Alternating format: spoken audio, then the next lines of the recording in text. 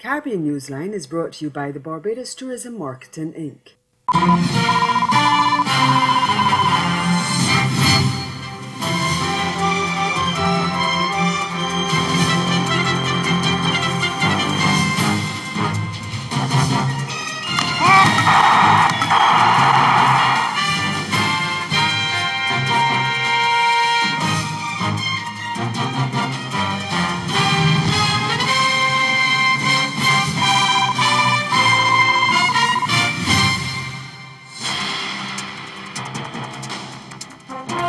A multi-million-dollar crime and security program launched for the Caribbean. Our top story in Caribbean Newsline for Wednesday, January 17. From the CMC News Center in Bridgetown, I'm Ricardo Roberts. Good evening. Thanks for joining us.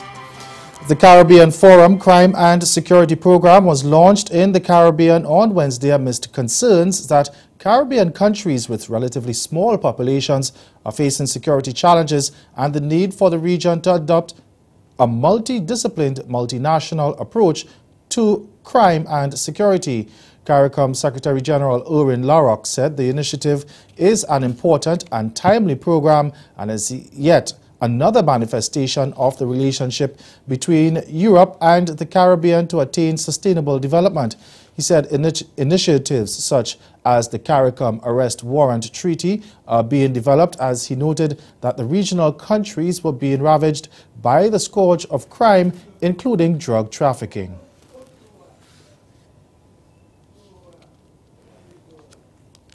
These instruments contain provisions which give our law enforcement officials significant weapons in the battle to secure our region against trans-border crime.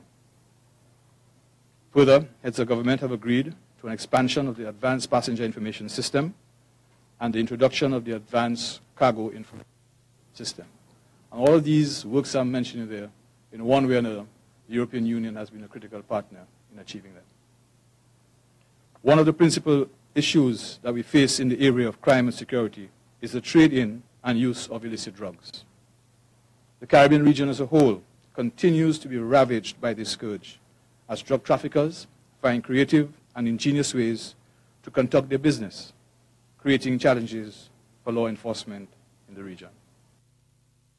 Larrock said the crime and security program focuses on reducing the demand for and dependence on illicit drugs on the one hand and on crime prevention on the other. The project is being done in partnership with the European Union under the 10th European Development Fund. And head of the European Union delegation to Barbados, the Eastern Caribbean states, and CARIFORUM, Daniela Tramasé, says the impact of crime on citizen security is of great concern to the EU, but she warned against quick fixes to dealing with the crime and security situation. In Barbados, the National Union of Public Workers, the NUPW, has put the country on notice of indefinite strike action across the public service. President Akani McDowell says the industrial action will begin soon after government failed to conclude salary and other pay negotiations with the union. The union had given the Frundle Stewart-led administration until January 15th to respond to its pay demands, which include a 23% pay hike and a $60 million Barbados lump sum payment as a coping subsidy for the workers following recent increases in the cost of living. But the deadline passed without any response from the government. The NUPW president is keeping the details of the pending industrial action close to his chest, but he says something is coming. All I can say to you is that the union is going full on into any industrial action that we have planned. All gloves are off. McDowell indicated that the NUPW would seek support in its action from other unions in the island, but one government minister has accused the union of acting in a selfish manner given the current economic and social challenges facing the country. Housing and Lands Minister Dennis Kelman has called on the NUPW to put country before self. He says while the union has to look out for its members, government has to consider the plight of the entire country. Some of us want to pretend that we are not aware of what is happening in the country and in the world, and vice versa. But the truth is, I have always represented the interests of the country. But one of the things that people have to understand, that country comes before personality. And the biggest error that I'm seeing occurring is that everybody knows thinking self and not country. Jamaica's Prime Minister Andrew Holness has ordered a review of safety arrangements at children's homes and places of safety hours after fire destroyed one such facility, leaving 2 girls dead. The cause of the fire at the privately run Walker's Place of Safety on Monday night is being investigated by the fire department. Holness visited the facility Tuesday afternoon and expressed sadness at the loss of life and displacement of the other 34 wards and staff members. And he says the review he had ordered or has ordered will determine, among other things, safety guidelines at homes and places of safety. When incidents like these happen, it triggers an administrative response, which is to review what actually happened, from whether or not the building was appropriate, from whether or not we need to spend more resources to build better facilities, to see whether or not there was negligence, and just to make sure, as I've said before, that the places of safety are actually safe places. And that's the duty of the government, and especially the minister, and I've asked the minister to undertake that review. The government has identified alternative accommodation for the children who were displaced after the fire. State Minister in the Ministry of Youth, Floyd Green, said they will be housed in 3 homes across the corporate area. And still in Jamaica, the child poverty rate is at an all-time high, and experts are calling for swift action to address the problem. But there are questions on who should take the responsibility. We get more in this report from TVJ News. Child poverty rates in Jamaica have increased from 17.4% in 2006 to 21.9% in 2010. This means that 1 in 5 children tend to reside in a household that is in poverty. Similar to the national picture, children in rural areas are most likely to fall below the poverty line.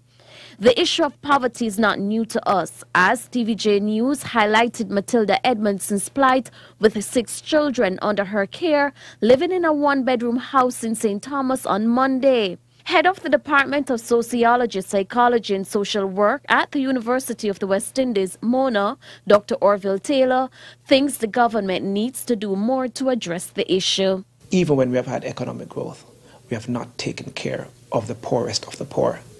And there has not been and never been a really incorporative policy which will incorporate all Jamaicans. Children's advocate Diane Gordon-Harrison argued that when the situation is carefully assessed, the needs exceed the government's ability to provide for all through the social safety net. When you look, for example, at the PATH program, whereby there are persons who, there's a needs assessment that's done and children are placed on PATH, some parents may talk about the very paltry sum that they receive from PATH. And they perhaps have very good reason, but when you look at how many children are on PATH and the multiplier effect kicks in, then the question does come up that, look, we do not have infinite resources, so we have to find a way, the best way to divvy up the pie amongst the persons who have the need. Dr. Taylor pointed to Singapore, saying that country has moved from lesser developed to middle developed through education. And we know of all of the variables which have to do with the way in which a country advances. The most telling one is not about the exact kind of IMF type prescriptions that we are singing about, but more important are those which very early in the developmental cycle spend heavily on development of children, mass education.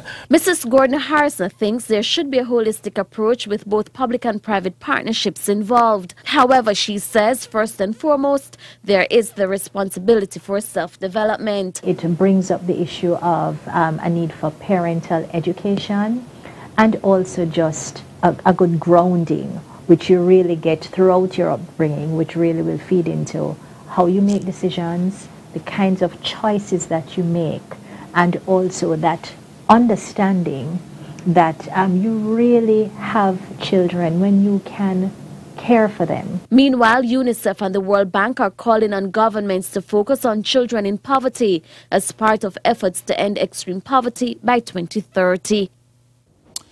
And spying accusations create a stir in Trinidad and Tobago's parliament. We'll explain after the break.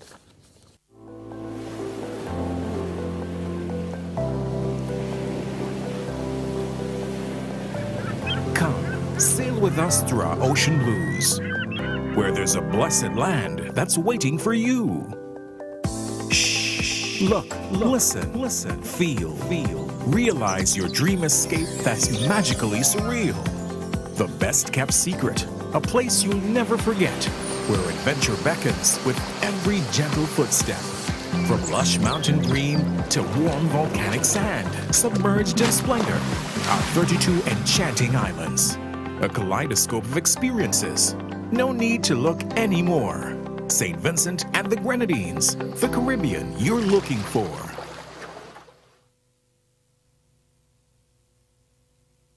Did you know that a strategy has been developed to help improve the region's education and human resources? You didn't? Well, the HID strategy, as it is called, will guide CARICOM in how it delivers quality education and training to the people of the region. The strategy has been crafted by a group of experts called the HRD Commission. Consultations have been done across the region to get your input. Do you know that none of us will be left behind? The HRD strategy is important to all of us, students, parents, and employers. It will prepare the region, especially the youth, for the 21st century economy and society.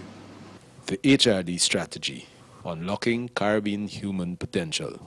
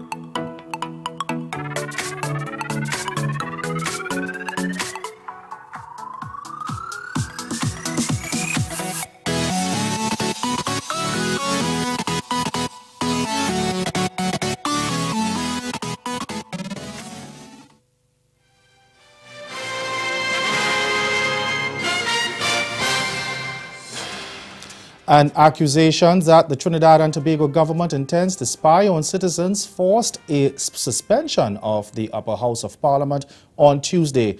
Government and opposition members squared off over an order which seeks to exempt the Strategic Services Agency from the Freedom of Information Act. Now, opposition Senator Wade Mark said government's intentions are dark.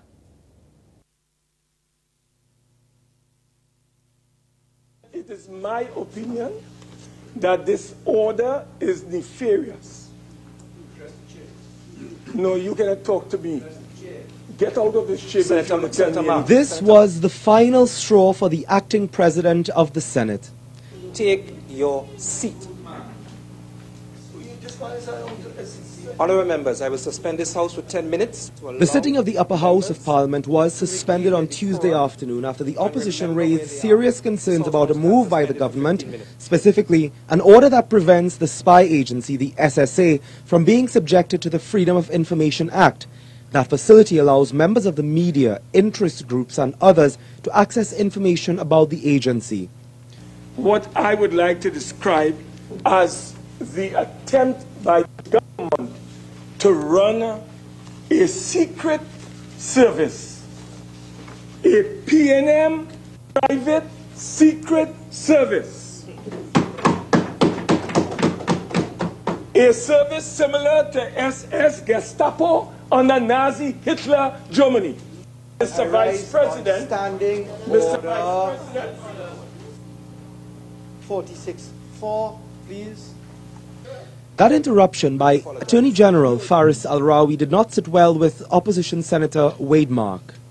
The last statement that you just made in relation to the Honourable Attorney General, please retract the statement and apologize.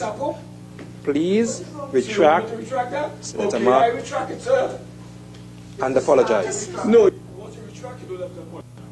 Senator Mark, Senator Mark. I retract it. The heated encounter took place as the opposition raised a private motion seeking to annul the Freedom of Information Exemption Order. Senator Wade Mark believes it is an assault on freedom of expression and freedom of the press. AG Faris Al-Rawi has defended the move, saying it is good law and careful consideration was given, while the National Security Minister maintains there must be a certain degree of secrecy in intelligence gathering. But Senator Wade Mark is not satisfied. There are dark intentions on the part of this government to undermine the rights and freedoms of the people of the Republic of Trinidad and Tobago. I rise on Standing Order 46-6. The motion brought by the opposition was defeated in the lower house of Parliament last Friday. It will be put to a vote as well in the upper house. Bahamians are being told there is no reason they should believe government's immigration policy isn't in full operation. Press Secretary in the office of the Prime Minister, Anthony Newbold, made the comments as he responded to questions about there being no increased apprehension of illegal immigrants. The minister responsible for immigration is dealing with that. And, the Prime Minister said, listen, if you don't come in, if you don't leave or come in and present yourself, you're going to be aggressively pursued. That is still happening. So if it hasn't changed, they should just stay tuned. Is it at the level where it ought to be? Probably not. But according to the minister, they are dealing with that. And, we say what we want, and it happens and everybody gets upset. I'm sure you will be hearing some more from the Minister of Immigration. Last year, the Hubert Minnis administration gave illegal immigrants a deadline of December 31st to leave the country, and he warned of aggressive pursuit and deportation of those who did not comply. Minnis had also said those who employ illegal immigrants had the same deadline by which to either regularize those workers or end their employment, and he stressed that people who employ illegal migrants after that time would be prosecuted. And ahead in Newsline Sport, the West Indies Under-19's defense of the ICC Youth World Cup title in shambles. The details after the break.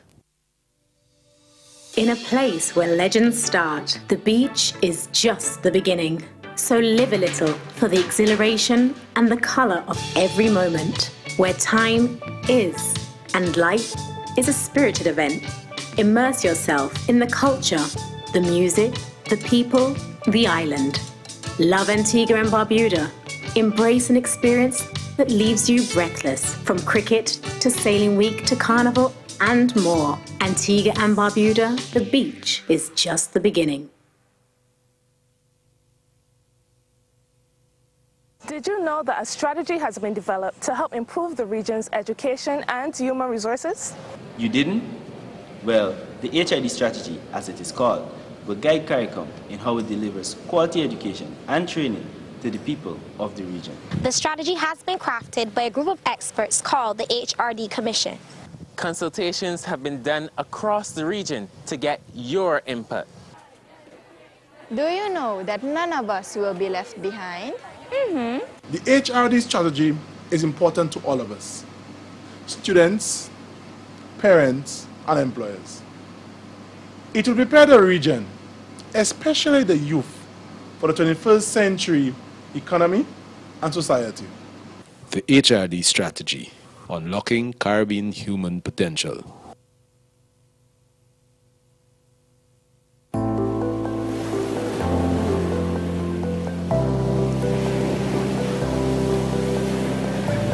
Come, sail with us through our ocean blues, where there's a blessed land that's waiting for you. Shh, look, listen, feel. Realize your dream escape that's magically surreal. The best kept secret, a place you'll never forget, where adventure beckons with every gentle footstep. From lush mountain green to warm volcanic sand, submerged in splendor, our 32 enchanting islands. A kaleidoscope of experiences. No need to look anymore. St. Vincent and the Grenadines, the Caribbean you're looking for.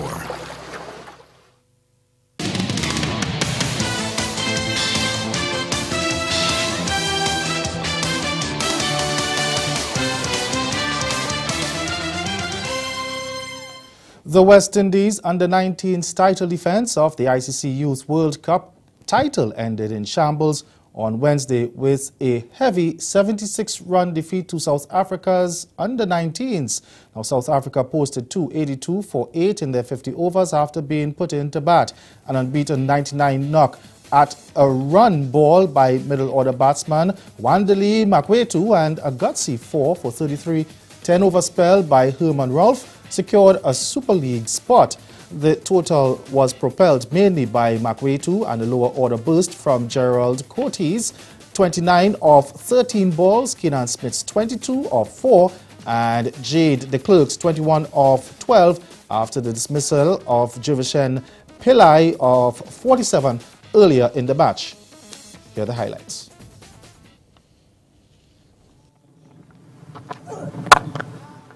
Nice, but still will run away for the first boundary of the innings. Oh, that's a gift. And it's punished again. In the air, but it will go a long way. And it's gone for the first 6 of the contest. Lovely shot. That's gone past point. Up and over. It's gone all the way for a maximum. Once again in the air, once again in the gap. Oh, hello. Oh, it's taken. What a cracker on the follow through. Oh, this will have to be, referred surely. And driven firmly, but deep cover should come around.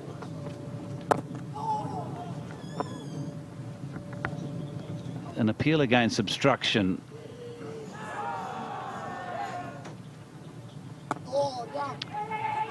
Chance of a run out.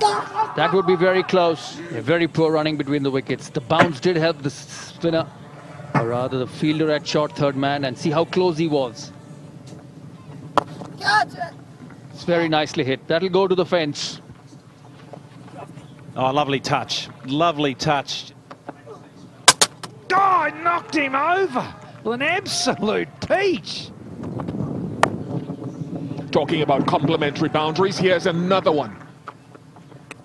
Edged and gone. Talking about wickets, Yadram has done it again. And upon that dismissal, they did go back to their fielding positions very, very quickly rather than gather around him. That's 50 for Makwetu.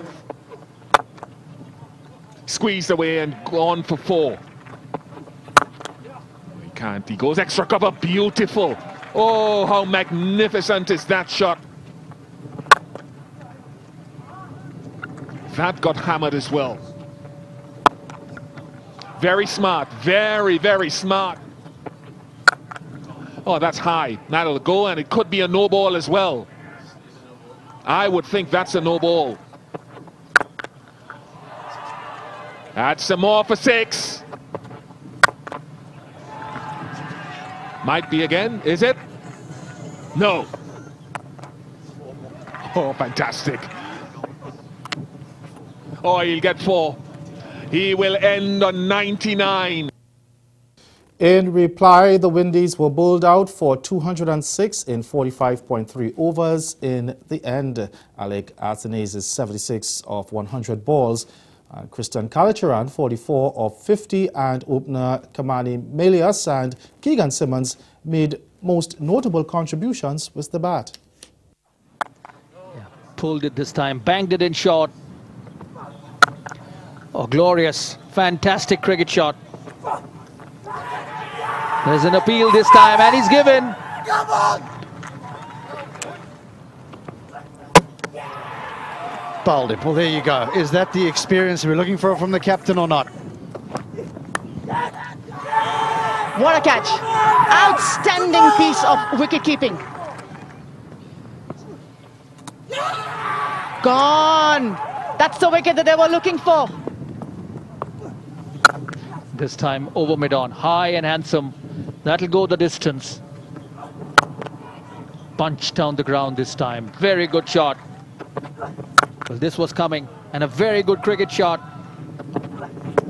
Oh, big shout, had to be, is it? Yes. I was giving it out from up here, Hassan Raza. Down the ground. Oh, and a juggle and gone, though. Yeah, good take in the end. And that has gone boom. Oh, and he's found the man on the offside. Should be out. Oh, clash is out. Oh, that's fantastic. He has been so good today, World Cup. Yes, there will be a new winner, a new name on the trophy. Still in cricket, superstar Chris Gayle headlines several top-tier West Indies players who will join over 1,000 players in the highly anticipated Indian Premier League auction scheduled for month's end. The veteran left-hander was released by Royal Challengers Bangalore earlier this month and is now expected to find himself in a bidding war in the two-day auction on January 28th and 29th. Now, according to IPL organizers, 1,122 players have signed up for the draft, with 39 Caribbean players among the 282 overseas entrants. Much of the spotlight will fall on Gayle, who remains one of the most sought-after names in international franchise cricket. The 38-year-old Jamaican spent 7 seasons with RCB, scoring 3,636 runs at an average of 41.2 from 101 matches. He struck 521 half-centuries and boasts a phenomenal strike rate of 151.2. Now, Gayle is the only batsman in world cricket with over 10,000 runs in T20s, but struggled last season, garnering only 200 runs from 9 innings for RCB. That's the sport. Stay with us. We'll be right back. Caribbean Newsline is brought to you by the Barbados Tourism Marketing Inc. Barbados, renowned for its pristine beachfront and fantastic weather, continues to leave quite an impression on newcomers to the island and returning visitors. The Caribbean island, quite popular as a vacation hotspot, is not only beautiful due to its natural aesthetics. The island of Barbados continues to grow in popularity because of unique connections developed with our people, our culture. We can't wait to welcome you.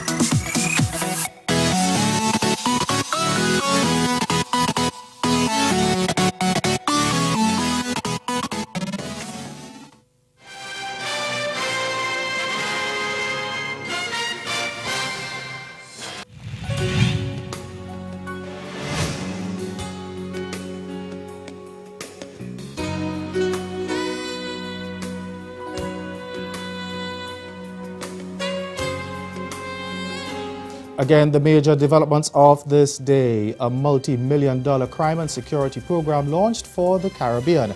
And in sport, West Indies under-19's title defense of the ICC Youth World Cup title left in shambles after a heavy 76-run defeat to South Africa.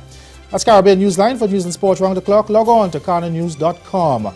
We'll be back here again on tomorrow. But from all of us at CMC News, thank you for watching. Have yourselves a good night.